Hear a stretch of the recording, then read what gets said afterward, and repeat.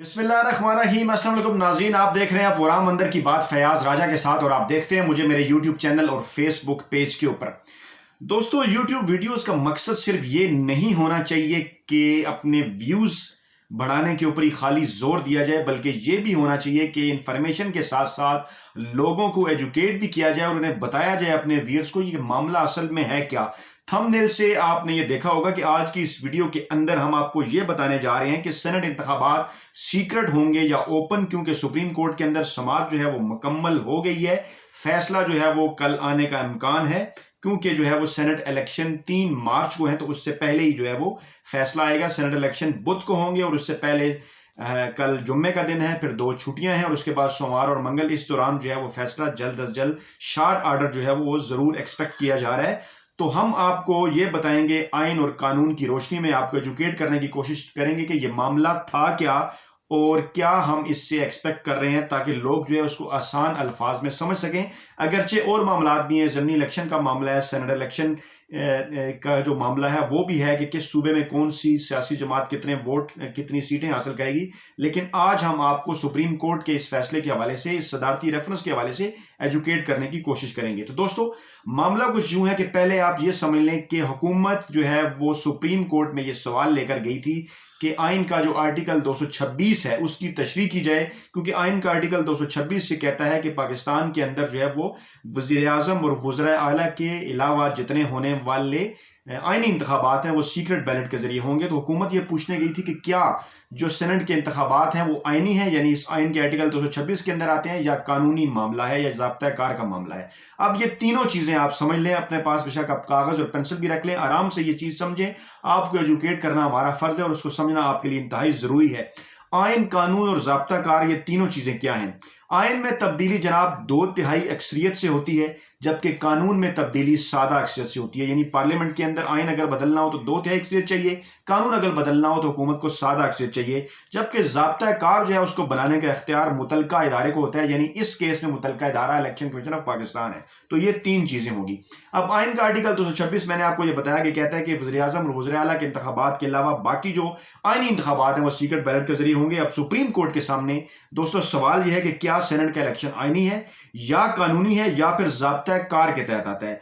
क्योंकि कौमी असम्बली की मखसूस नशिस्तों के जो इंतखाबात हैं वो मुतनासिब नुमाइंदगी के जरिए होते हैं। इस पर सुप्रीम कोर्ट में बात भी हो चुकी, यानी जितनी नशिस्तें आपने कौमी असम्बली में जीती हैं जनरल नशिस्तों के ऊपर इलेक्शन में, उसी तनासिब से मखसूस नशिस्तें हर सियासी जमात को मिल जाती हैं और इस तरह से ये इलेक्शन कानूनी है होता है और ज़ाब्ता कार के तहत होता है। मखसूस नशिस्तों वाला उसको आइनी नहीं कहा जा सकता। अब नाज़रीन, आप ये फर्ज कर लें कि अगर सेनेट के इलेक्शन आइनी है, फर्ज करते हैं अगर आइनी है, तो सीक्रेट बैलेट को ओपन बैलेट के साथ बदलने के लिए पार्लियामेंट में 2/3 अक्सरियत से तरमीम जो है वो जरूरी है। हुकूमत को वो तरमीम करनी होगी अगर सुप्रीम कोर्ट ये कहती है कि आइनी है।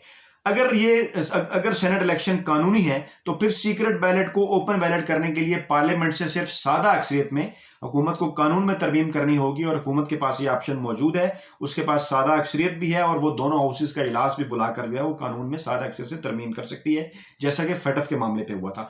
और अगर ये सिर्फ ज़ाब्ता कार का मामला है तो फिर और आसान बात है, फिर इलेक्शन कमीशन खुद जो है इसके ज़ाब्ता कार के अंदर तब्दीली करके सीक्रेट से इसको ओपन कर सकता है। अच्छा नाज़रीन, अब मसला यह है कि सुप्रीम कोर्ट ने यह तशरीह करनी है कि सेनेट इलेक्शन आइन के तहत होते हैं, कानून के तहत होते हैं, या ज़ाब्ता कार के तहत होते हैं। यानी इन तीनों चीजों का मामला है। यानी सीक्रेट बैलेट को ओपन बैलेट से बदलने के लिए 2/3 अक्सरियत चाहिए, सादा अक्सरियत चाहिए, या फिर सिर्फ इलेक्शन कमीशन के ज़ाब्ता कार में तब्दीली। अच्छा, आइन में तब्दीली क्योंकि 2/3 अक्सरियत से होती है और कानून में तब्दीली सादा अक्सरियत से, जबकि जो ज़ाब्ता कार का मामला है वो मुतलका इदारा खुद से बना लेता है, जैसा मैंने आपको कहा। लेकिन अब ये चीज आप जहन में रखें कि जहां पे कानून है वो हमेशा आइन से जन्म लेता है और उसके बाद जो ज़ाब्ता कार है वो कानून से जन्म लेता है। अब अगर आइन और कानून आमने सामने होंगे तो कानून की बजाय आइन की बात मानी जाएगी, जबकि कानून और ज़ाब्ता कार अपने सामने होंगे तो फिर कानून की बात मानी जाएगी। तरतीब यह है कि आइन सुपीरियर, फिर कानून और फिर ज़ाब्ता कार। नीचे से अगर स्टार्ट लें तो पहले ज़ाब्ता कार कानून को देख के बनेगा और फिर जो कानून है वो आइन को देख के बनेगा। यानी अगर मुकाबला होगा आइन और कानून का तो आइन का सिक्का चलेगा, और अगर कानून और ज़ाब्ता कार का मुकाबला होगा तो फिर कानून का सिक्का चलेगा। मैं कोशिश करूंगा कि इसको आसानी से भी एक्सप्लेन करूं आगे जाके। वीडियो के साथ आप जुड़े रहिए और समझने की कोशिश कीजिए। कि अब मैं क्योंकि आइन का एक अदना सा तालिब इल्म हूं, मैं ये चीजें समझने की कोशिश कर रहा हूं, मेरी अपनी एक राय है। मेरी उस राय के मुताबिक जो सेनेट इलेक्शन का मामला है, ये ना जो है वो मतलब सेनेट इलेक्शन को जो सीक्रेट बैलेट से ओपन बैलेट करने का जो मामला है, जिस हवाले से हुकूमत गई है आइन के आर्टिकल 226 की तशरीह के हवाले से, तो ये मामला मेरे ख्याल में ना आइनी है, यानी जो सेनेट इलेक्शन है ये मामला आइनी भी नहीं है और ज़ाब्ता कार के तहत भी नहीं है। मेरी नाकिस राय के मुताबिक ये मामला कानून का है, यानी ये कानूनी मामला है और कानून के अंदर जो तब्दीली है, जैसा मैंने आपको बताया, वो सादा अक्सरियत से हुकूमत जो है वो कर सकती है। और अगर इलेक्शन एक्ट 2017 जो है उसमें अगर पार्लियामान में सादा अक्सरियत से हुकूमत ये तब्दीली कर लेती है तो फिर वो इस कानून को जो है वो आसानी के साथ बदल सकती है। लेकिन अब आप ये भी जहन में रखें कि उसके लिए जाहिर बात है सेनेट इलेक्शन का वक्त कम है, 3 को सेनेट इलेक्शन 3 मार्च को होने हैं, यानी बुध की जो है वो बुध का जो दिन है वो बनता है, आज जो है वो जुमेरात का दिन है।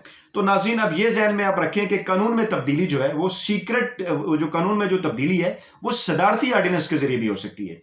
जी बिल्कुल, ये बड़ी अहम बात है। और सदारती आर्डिनेंस हिफ्ज़े मुतक़द्दम के तौर पर हुकूमत ने सेनेट इलेक्शन का शेड्यूल आने से पहले सुप्रीम कोर्ट के फैसले से मशरूत करके जो है वो जारी कर दिया था। अब ये तकनीकी नुक्ता है और यकीनन हुकूमत के जो मुशीर हैं उन्हें जो है वो कोई अच्छे मशीरों की जो है वो हुकूमत को इस वक्त जो है वो हिमायत भी हासिल है और वो हुकूमत उनके साथ मशवरा कर रही है और टेक्निकली और तकनीकी तौर पर उन्होंने बेहतर स्टेप लिया था, जिसके ऊपर उस वक्त लोगों ने सवाल भी उठाए। वो आगे चल के मैं बताता हूं कि क्यों उन्होंने पहले जारी किया। वो मामला ये है कि पहले हुकूमत ने सुप्रीम कोर्ट के फैसले से पहले वो मशरूत जारी कर दिया और ये जो आर्डिनेंस है क्योंकि फरवरी में आया, ये अब 120 दिन है ये आर्डिनेंस जो है वो, यानी 4 माह जून 2021 तक ये आर्डिनेंस जिंदा रह सकता है और उस वक्त सेनेट इलेक्शन के इंतखाबात हो चुके होंगे और बाद में इसको पार्लियामान से पास भी कराया जा सकता है। अब मामला ये है, मेरी दानिश में हुकूमत ने ये आर्डिनेंस इसलिए जारी किया, जो हमारे जिनको मैं ये कहता हूं कि आईनी माहिरीन है या कानूनी माहिरीन है, मैं किसी पे तंज नहीं कर रहा, लेकिन लोगों ने जो है वो पीटीआई की इस बात के ऊपर सवाल उठाया या हुकूमत की इस बात के ऊपर कि देखें जी,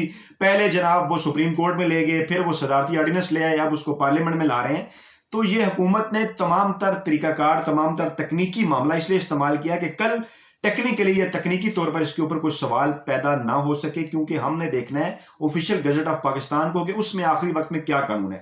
अब आप ये समझ लीजिए कि ये इसलिए हुकूमत ने सेनेट इलेक्शन के शेड्यूल आने से पहले ये इसलिए जारी किया क्योंकि सेनेट शेड्यूल आने के बाद कोई कानून जो है वो सेनेट इलेक्शन के हवाले से नहीं बदल सकता।